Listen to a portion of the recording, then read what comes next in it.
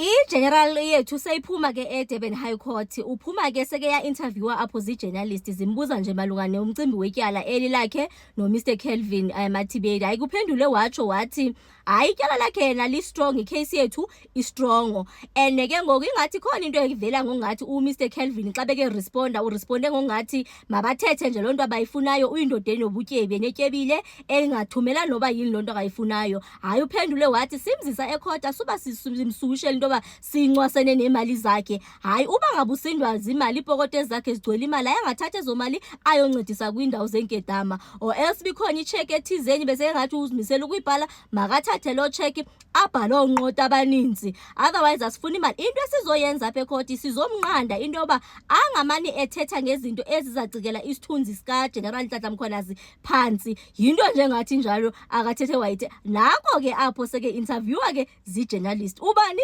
our Lord General Nhlanhla Mkhwanazi himself. Asidlali la. Case is strong. I think the arrogance of a person replying and saying to you that I'm a wealthy man, you can ask for anything, I'll pay you. So that's an attitude that you have. You can do anything. For me, it's not about money. As a matter of fact, we are not here litigating on anything. We are only saying to him, stop making false statements. That's all we do. So, but jumping to a conclusion of saying, I'm willing to pay, well, you must take the checkbook and write those zeros. I'm sure there are many orphanage people that will gladly use that money if he feels that his pocket is big. Those allegations, from what emanates from those allegations, action has been taken, legal action has been taken in that regard. Would it be then fair to continue to propagate those allegations where there is a pending legal action pending at this moment? I'm indebted to your Lordship for asking me that question. Yes. Because one of the allegations made by the applicant, right, is that his dignity has been affected.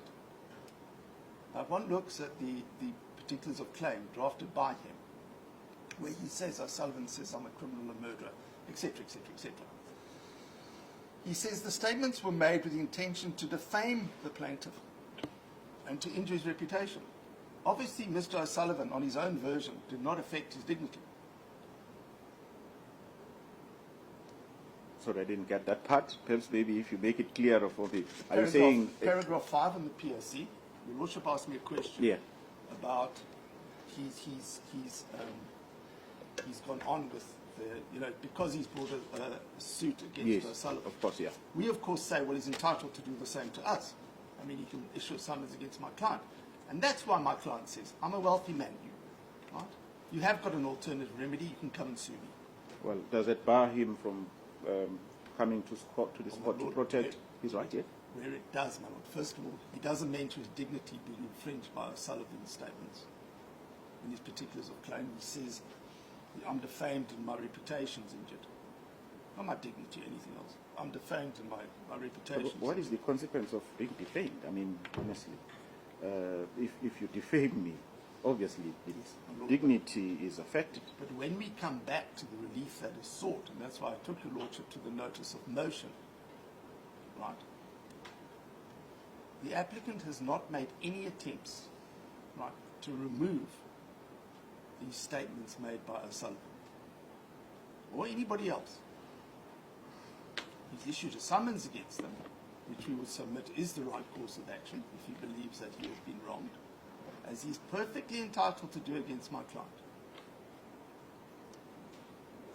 He has made no attempts to remove it, because if your Lordship looks at, and I'll take you to the further grounds of urgency, he says, well, the continued existence of these, in fact, let me take you to it.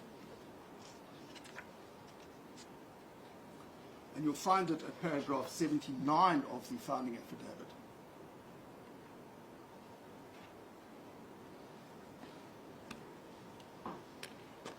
Where we have the heading reasons for urgency.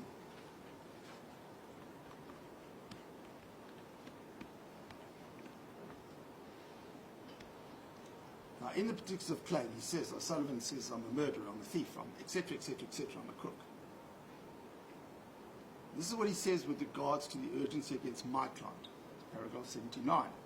The defamatory publications continue to circulate on social media and digital platforms and remain accessible to members of the public. So do O'Sullivan's.